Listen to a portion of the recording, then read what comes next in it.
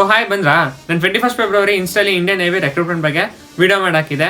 ಆ ವಿಡಿಯೋದನ್ನ ಹೇಳ್ದಂಗೆ ಇವತ್ತು ಯೂಟ್ಯೂಬಲ್ಲಿ ಆ ಎಕ್ಸಾಮ್ ಬಗ್ಗೆ, ಸೆಲೆಕ್ಷನ್ ಪ್ರೋಸೆಸ್ ಬಗ್ಗೆ, ಯಾವ ಸಿಲೆಬಸ್ ಓದಬೇಕು, ಯಾವ ಬುಕ್ ಓದಬೇಕು, ಮಾರ್ಕ್ಸ್ ಸಿಸ್ಟಮ್ ಹೆಂಗಿರುತ್ತೆ, ಪೇಪರು ಯಾವ ಲ್ಯಾಂಗ್ವೇಜಲ್ಲಿ ಬರುತ್ತೆ, ಈ ಜಾಬ್ ನಾವು ಸೆಲೆಕ್ಟ್ ಆದರೆ ನಮ್ಗೆ ಸ್ಯಾಲ್ರಿ ಎಷ್ಟು ಬರುತ್ತೆ, ಮೆಡಿಕಲ್ ಟೆಸ್ಟ್ ಯಾವ ಥರ ಇರುತ್ತೆ, ಡಾಕ್ಯುಮೆಂಟ್ ವೆರಿಫಿಕೇಶನ್ ಯಾವ ಡಾಕ್ಯುಮೆಂಟ್ ರೆಡಿ ಮಾಡ್ಕೋಬೇಕು, ಪ್ರತಿಯೊಂದು ಡೀಟೇಲ್ ಎಕ್ಸ್ಪ್ಲೇನ್ ಮಾಡ್ತೀನಿ. ಸ್ಕಿಪ್ ಮಾಡಿದ್ರೆ ಫುಲ್ ವಿಡಿಯೋ ನೋಡಿ. ಈ ಫುಲ್ ವಿಡಿಯೋ ನೋಡಿದ್ರೆ ನಿಮಗೆ ತುಂಬಾ ಹೆಲ್ಪ್ ಆಗುತ್ತೆ.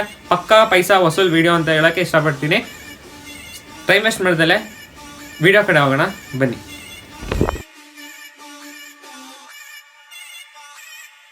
ಇಂಡಿಯನ್ ನೇವಿ ಎಕ್ಸಾಮ್ ಅನ್ನೋದೊಂದು ಆಬ್ಜೆಕ್ಟಿವ್ ಟೈಪ್ ಎಕ್ಸಾಮು. ಇದರಲ್ಲಿ ನೀವು ಬರೀ ಆನ್ಸರ್ಸ್ನ ಟಿಕ್ ಮಾಡೋದು ಮಾತ್ರ ಇರುತ್ತೆ. ಪೇಪರು 2 ಲ್ಯಾಂಗ್ವೇಜಲ್ಲಿ ಬಂದಿರುತ್ತೆ, ಇಂಗ್ಲೀಷ್ ಮತ್ತು ಹಿಂದಿ. ಕ್ವಶನ್ ಪೇಪರು 4 ಸೆಕ್ಷನಾಗಿ ಡಿವೈಡ್ ಆಗಿರುತ್ತೆ. ಇಂಗ್ಲೀಷು, ಮ್ಯಾಥ್ಸು, ಸೈನ್ಸು ಮತ್ತು ಜನರಲ್ ಅವೇರ್ನೆಸ್ ಅಂತ. ಪ್ರತಿಯೊಂದು ಸೆಕ್ಷನಲ್ಲೂ 25 ಕ್ವಶನ್ಸ್ ಅಲಾಟ್ ಆಗಿರುತ್ತೆ. ನೀವು ಕರೆಕ್ಟಾಗಿ ಆನ್ಸರ್ ಮಾಡೋ ಒಂದೊಂದು ಕ್ವಶನ್ಗೂ ಒಂದೊಂದು ಮಾರ್ಕ್ಸ್ ಆ್ಯಡ್ ಆಗ್ತಾ ಹೋಗುತ್ತೆ. ತಪ್ಪಾಗಿ ಆನ್ಸರ್ ಮಾಡೋ ಒಂದೊಂದು ಕ್ವಶನ್ಗೂ -0.25 ಮಾರ್ಕ್ಸ್ ಡಿಡಕ್ಟ್ ಆಗ್ತಾ ಹೋಗುತ್ತೆ. ಈ ಟೋಟಲ್ ಮಾರ್ಕ್ಸ್ ಬೇಸಿಸ್ ಮೇಲೆ ಮೆರಿಟ್ ಲಿಸ್ಟ್ ಅನೌನ್ಸ್ ಆಗೋದು.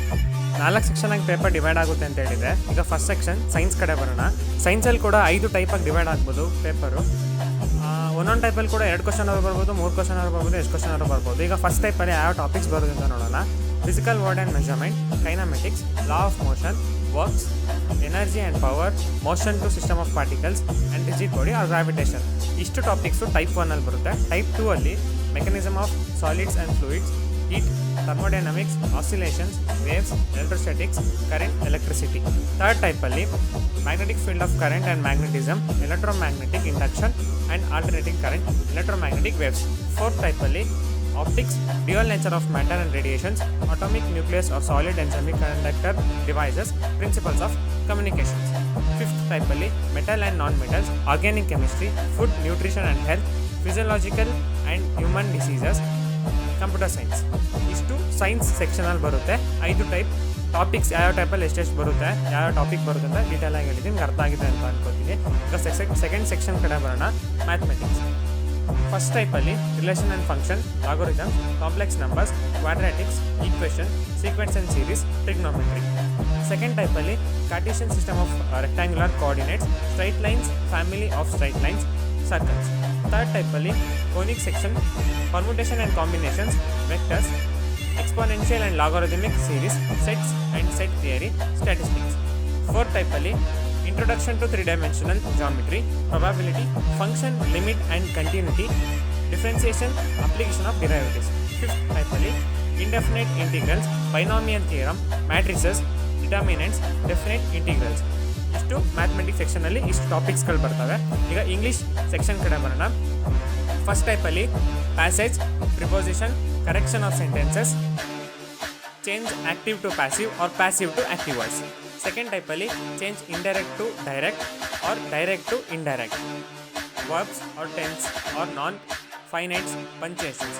ಥರ್ಡ್ ಟೈಪಲ್ಲಿ substituting phrasal verbs for expression, synonyms and antonyms meaning for difficult words. Fourth ಟೈಪಲ್ಲಿ use of adjective, compound, preposition, domination, use of pronouns. ಇಷ್ಟು ಟಾಪಿಕ್ಸ್ಗಳು English ಸೆಕ್ಷನಲ್ಲಿ ಬರುತ್ತೆ. ಈಗ ಸೈನ್ಸು, ಮ್ಯಾಥ್ಸು, ಇಂಗ್ಲೀಷ್ ಈ 3 ಸೆಕ್ಷನ್ ನೀವು ತರೋಬೇಕು ಅಂದರೆ ನೀವು ಪ್ರಿಫರ್ ಮಾಡಬೇಕಾಗಿರೋ ಟೆಕ್ಸ್ಟ್ ಬುಕ್ಸ್ ಯಾವುದು ಅಂದರೆ ಸೆಕೆಂಡ್ PU ಮತ್ತು ಫಸ್ಟ್ PU ಟೆಕ್ಸ್ಟ್ ಬುಕ್ಸ್ನ ನೀವು ತರೋಕೆ ಪ್ರಿಪೇರ್ ಆದರೆ ಈ 3 ಸೆಕ್ಷನಲ್ಲೂ ಸ್ಕೋರ್ ಮಾಡೋದು ಈಸಿ ಅಂದ್ಕೊಳ್ಳಿ, ಆರಾಮಾಗಿ ಸ್ಕೋರ್ ಆಗುತ್ತೆ. ಈಗ ಜನರಲ್ ಅವೇರ್ನೆಸ್ ಬಗ್ಗೆ ಬರೋಣ. ಫಸ್ಟ್ ಟೈಪಲ್ಲಿ culture and religion, geography, soil, river, mountain, ports, inland, harbours, freedom movements. Next sports ಬಗ್ಗೆ ಕ್ವಶನ್ಸ್ ಬರುತ್ತೆ. ನೆಕ್ಸ್ಟ್ ಟೈಪಲ್ಲಿ championships, winners, terms, number of players, defence, neighbours, war with neighbours, current ಅಫೇರ್ಸ್ಗಳ ಬಗ್ಗೆ. Third ಟೈಪಲ್ಲಿ important national facts about India ಬರುತ್ತೆ. Fourth ಟೈಪಲ್ಲಿ common names, full form ಮತ್ತು abbreviation, discoveries, diseases, nutrition, award, authors, eminent ಪರ್ಸನಾಲಿಟೀಸ್ಗಳ ಬಗ್ಗೆ ಬರುತ್ತೆ. ಫಿಫ್ತ್ ಟೈಪಲ್ಲಿ spatial, numerical, reasoning and associate ability, sequence, spelling, ಅನ್ಸ್ಕ್ರಾಂಬ್ಲಿಂಗು, coding ಮತ್ತು ಡಿಕೋಡಿಂಗ್. ಇಷ್ಟು ಟಾಪಿಕ್ಸ್ಗಳು ಜನರಲ್ ಅವೇರ್ನೆಸ್ಗಳ ಬಗ್ಗೆ ಮೇಲೆ ಬರುತ್ತೆ.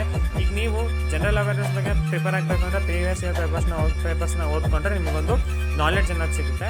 ಈಗ ನೀವು ಮೇಯ್ನ್ ಸೈನ್ಸು, ಮ್ಯಾಥ್ಸು, ಇಂಗ್ಲೀಷ್ ಈ 3ನ್ನ ಆ ಟೆಕ್ಸ್ಟ್ ಬುಕ್ಸ್ಗಳು ತರೋದ್ರೆ ಸಾಕು. ಜನರಲ್ ಅವೇರ್ನೆಸ್ಸಲ್ಲಿ ಹಂಗೋ ಹಿಂಗೋ ಮಾಡಿ ಸ್ಕೋರ್ ಆಗ್ಬೋದು. ನಿಮ್ಮ ಮೆರಿಟ್ ಲಿಸ್ಟಲ್ಲಿ ನಿಮ್ಮ ಹೆಸರು ಬರ್ಬೋದು.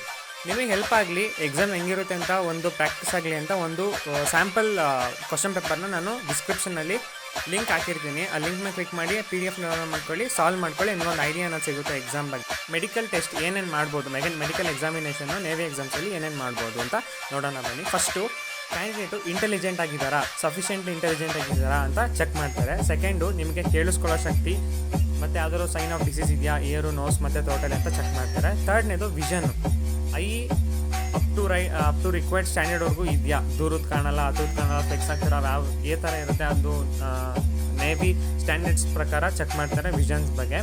ಅರ್ಥ ಆಯಿತು ಅನ್ಕೋ.